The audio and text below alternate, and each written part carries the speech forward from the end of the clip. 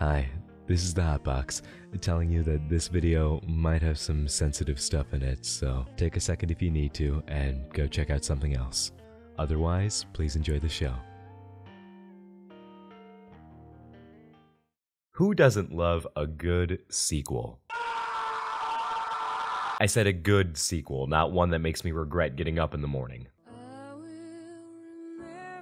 What makes you think that is any better? Wait, who am I talking to? I have no editor. I do this to myself. I'm no stranger to revisiting topics on this channel, especially when I feel like they warrant it. If I see an individual or a topic that I've mentioned before come up again in recent news, and especially when it's affecting a lot of people, then I feel it's only right to lend my voice to the topic again. And seeing as it's about that time of month, let's talk about another problem I have with YouTube, and one that seems to be affecting a lot of people in recent days. Now, I realize the risk that I'm taking by making this. I mean, YouTube already censored and demonetized the last video I made criticizing them. Oh, the T. But when it's to the point that people can't use one of the core functions of the website without being scared of being copyright struck and having their channel deleted, it's time to speak up. So buckle up, sit back, because today we're talking about YouTube striking your playlists and how they can delete your channel based off of videos that aren't even yours.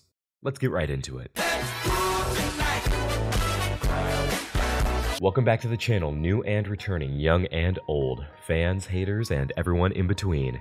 If you're new here, why not subscribe? It's quick, it's easy, just takes a second, and you can always undo it, but it really does help out the channel a lot, so thank you. Now, as I've said, I'm no stranger to criticizing YouTube. Damn it, man, the website was built on broadcast yourself, not broadcast whatever is ad-friendly. I should not be scared to make a video when that's what the platform is for. Never mind that they let someone stay on the platform and take advantage of children for years. Oops. Considering YouTube content claimed several of my reviews at what felt like every possible point. Yeah, they don't normally like when I do that. But after a tweet surfaced from creator Soaros, my attention was immediately drawn to this topic. The tweet reads simply, "YouTube is dead," and the attached image reads, quote, "Hi Soaros, our team has reviewed your content, and unfortunately, we think it violates our hate speech policy. We've removed the following content from YouTube. Playlist, favorites too. We know that this might be disappointing, but it's important to us that YouTube is a safe place for all. If your content breaks our rules, we remove it. If you think we've made a mistake, you can appeal and we'll take another look. Keep reading for more details." Unquote. Yes, you heard that right. This user is being punished for content that wasn't even their own. The user goes on to say, quote, "My channel isn't dead. I just think the platform fucking sucks. An 8-year-old playlist exists perfectly fine on a platform and suddenly, one video can take down the entire thing and give me a strike. Cool, yep, totally makes sense." Unquote. And so I bet you're wondering, what policy could YouTube possibly be trying to enforce by doing things like this? Well, another user in the replies went through the terms of service and thinks they've tracked down what policy it is in particular. The user says, quote, "So apparently this is the policy that is wrecking everyone. YouTube expects you to remove videos from the playlist that have already been taken down, but YouTube hides those videos. How does YouTube expect me to remove videos when they automatically hide them already?" Unquote. Now, one user did point out that there is an option to show unavailable videos on the playlist. And while this does provide a solution to part of the problem, it does nothing for the other ways that YouTube is dropping the ball on this whole situation. They could better notify users when one of the videos in their playlists has been set to unavailable. They could notify the user why that video has been set to unavailable, whether it was content ID or a community guidelines violation, instead of giving dead-end statements like "unavailable videos are hidden." That does nothing to communicate the consequences of leaving those videos on that playlist. It would be as simple as some flavor text. Anything to give people a heads up so that they might avoid serious consequences on the channel that potentially they make a living off of. Looking into the policy that YouTube is trying to enforce here, we read, quote, "If you're creating playlists, don't post playlists on YouTube if they fit any of the descriptions noted below. Playlists with thumbnails, titles, or descriptions that violate our community guidelines, such as those that are or consist of images that are intended to shock or disgust. Playlists with titles or descriptions that mislead viewers into thinking they're about to view videos different than what the playlist contains. Playlists with videos that don't individually violate our policies, but are collected in a way that violates the guidelines. This includes, but is not limited to, educational content featuring nudity or sexual themes for the purpose of sexual gratification, non-sexual content, but focus on specific body parts or activities for sexual gratification, documentary videos of graphic violence for the purpose of glorifying or shocking, playlists that include multiple videos that have been removed for violating our guidelines. If you notice that multiple videos in your public playlists have been removed or deleted, please take some time to remove those videos from your playlists as well. If you notice that some videos in your public playlists violate our community guidelines, please flag them and remove them from your playlists. Playlists that depict physical, sexual, or emotional mistreatment of minors. Please note, this is not a complete list." Unquote. Now I can absolutely understand where YouTube is coming from with this.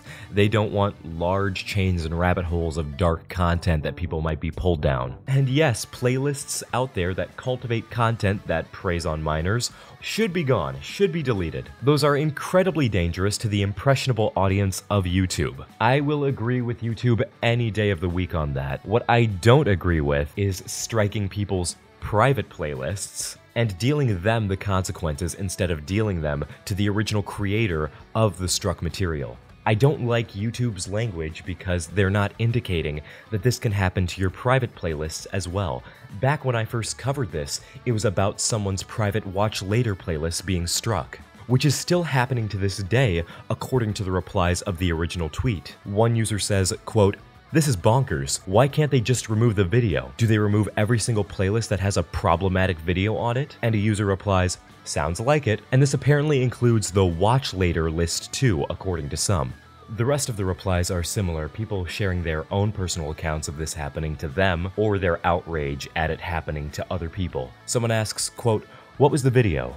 Soaros replies, quote, "No clue. YouTube doesn't provide that info, nor does it allow you a chance to delete the video from your playlist before they outright remove it." Unquote. Yeah, because God forbid they do literally anything that helps viewers. You know, the people that literally make the site profitable. Oh, wait, you serious? Let me laugh even harder. Someone says, quote, "If YouTube destroys my 9 years worth of music playlist, it will actually trigger my supervillain origin story." Someone says, "I found a Reddit thread on this issue from a few months ago, and somebody said that their playlist was also named Favorites 2. Not only that, but people had playlists named Likes 2, Music 2, etc. YouTube doesn't like the number 2 for some reason." Someone else replies, quote, "The reason is that those default playlists used to have a limit on the number of videos in them." Unquote. And then Soaros replies, quote, "Correct. Also, now liked videos is a permanently private playlist. So for niche communities such as YTP or MVs, it's important that creators keep their playlists public for discoverability, since YouTube took out or nerfed every other way to discover new niche content." Unquote. Someone chimes in and says, "Guess they really don't like Favorites 2 playlists because the exact same thing happened to mine 2 months ago, LMAO." Scarily bad decision YouTube has made. Nuke entire playlist if a single video is determined to be breaking TOS, and give the playlist creator a strike. In theory, someone with vids on your playlist could intentionally get you banned by adding hateful text to their title or description. Someone else says, quote, "I was the victim of this as well. Nuked my 10-year-old YTP playlist. I asked why, but the only thing Team YouTube told me in the end is that they tripled down on the decision and try backhandedly to gaslight me that I am a hateful person." It is so easy for YouTube to say, "Oh, just use the appeals process, go through the proper channels," when those proper channels are pretty much only good for people with a big enough platform to not be on your fuck-off list. Otherwise, there have been countless documented accounts of the YouTube appeals process going nowhere, or making things worse in the end, by adding even more strikes. Someone says, "Please don't tell me the watch later thing counts." And someone replies with a quote of a tweet saying, "I'm on my second strike and had my watch later wiped because some video a kid made in 2007 got taken down 15 years later." Unquote. Someone says, "I had a non-public playlist of like 5,000 videos that I liked. YouTube took it down for hate speech or something, not giving me an option to remove or even know what video was problematic. And then, they just decided to 100% ignore my appeal. I can't even resubmit it. Yeah, it really seems like there's more life in a morgue than there is in YouTube's appeal department. Now, believe it or not, Team YouTube actually issued a response concerning this. And what did they have to say about this problem that's affecting so many people? You failed!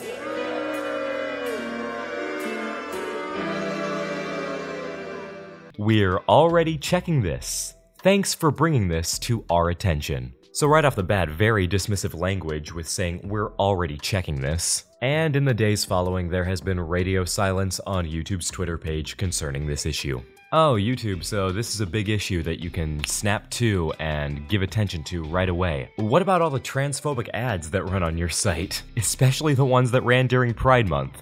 Oh, but hey, that's another video, another time. If y'all would be interested in that, let me know in the comments. I would love that. In conclusion, I can, again, understand where YouTube is coming from with wanting to monitor playlists for content that might be predatory or dangerous to an impressionable audience. But there must be a middle ground. There must be some way to balance action being taken and allowing people adequate time to correct the problem at hand. Otherwise, I can only see many more innocent people in the future being punished for things that they didn't do, that they didn't create, and that they probably don't endorse. And that's all that I have for you today. So, thanks for watching.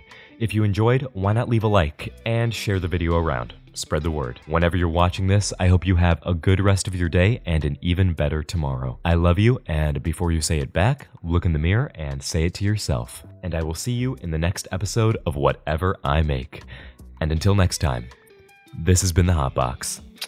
Bye!